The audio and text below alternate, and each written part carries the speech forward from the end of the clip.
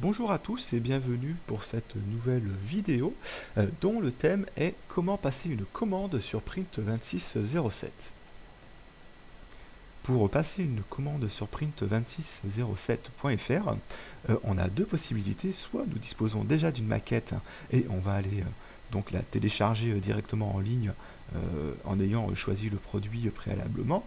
Soit on va la créer directement en ligne. Alors on va passer l'étape de création de maquette en ligne étant donné que je l'ai déjà traité sur une précédente vidéo que je vous invite à aller voir sur notre chaîne YouTube. Donc dans un premier temps, on va choisir le produit. Alors on va dire qu'on veut envoyer une carte de visite. Alors hop, on va sélectionner le produit, une carte de visite. On va choisir quel type de carte de visite est-ce que l'on veut. Il y a plusieurs produits, il y a les cartes éco qui sont les moins chères. Et donc on voit qu'on peut avoir 100 cartes de visite pour 13 euros, pour moins de 13 euros.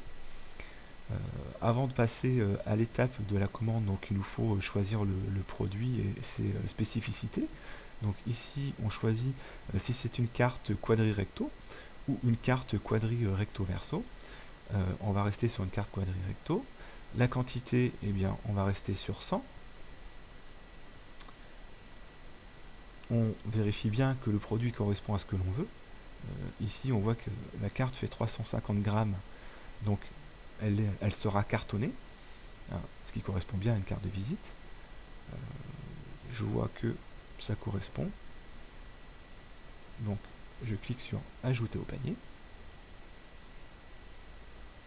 On arrive dans cette seconde étape où je vous disais tout à l'heure, soit on avait déjà le fichier, soit on en créait un. J'ai déjà le fichier, donc il me faut cliquer ici pour l'envoyer en ligne. Et si je ne l'ai pas, on va cliquer ici sur choisissez un modèle. Donc j'en ai un, je clique sur envoyer vos fichiers maintenant. Voilà. Et à partir de cette fenêtre, on va pouvoir aller le télécharger.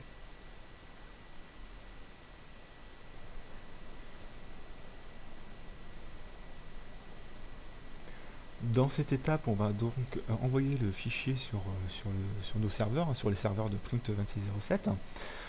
Et pour ce faire, il faut donc le sélectionner sur votre ordinateur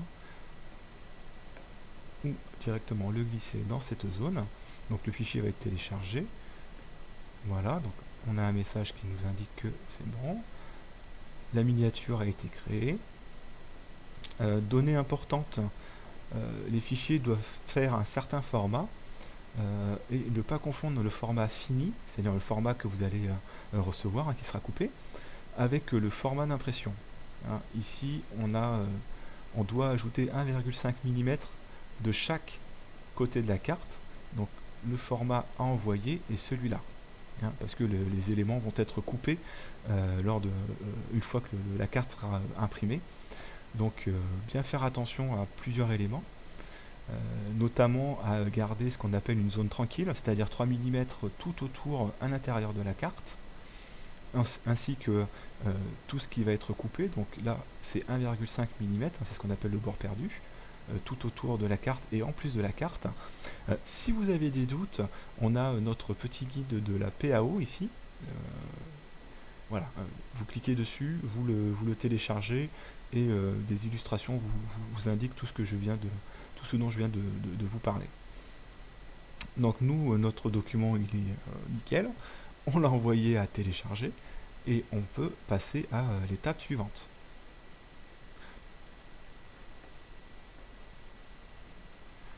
À cette étape, on a donc un récapitulatif de nos éléments présents dans notre panier. Alors, en l'occurrence, nous n'en avons qu'un seul. Donc, on a les spécificités techniques. Ici, on a la possibilité de donner un nom à notre commande. D'ailleurs, on va le faire. Hop. Voilà. Donc, ce sont les cartes de Print 2607. On met à jour.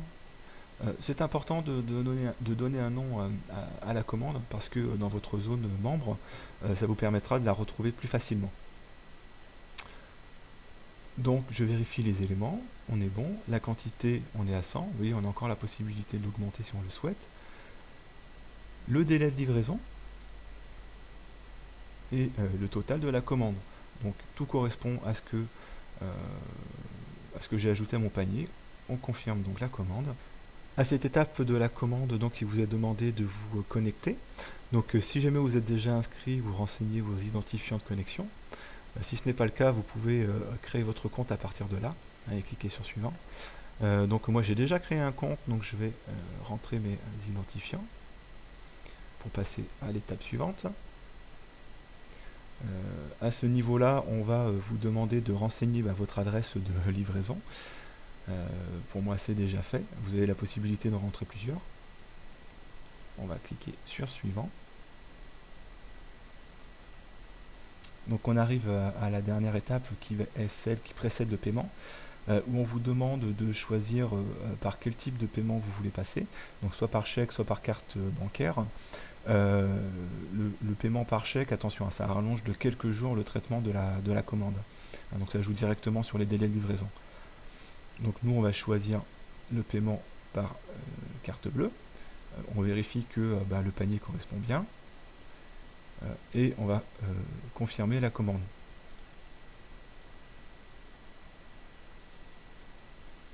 Alors je n'ai pas cliqué sur les conditions générales de vente, donc forcément il me dit de les accepter.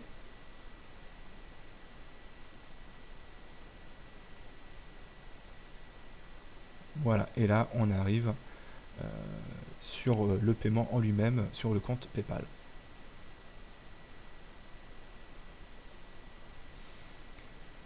Donc sur ce compte, vous avez la possibilité de vous connecter directement ou de renseigner les informations ici. Bon, je ne vais pas le détailler, hein, tout le monde sait à peu près comment fonctionne un compte PayPal. Voilà, mais bon, il suffit de renseigner les coordonnées bancaires et de cliquer sur continuer pour valider. Voilà.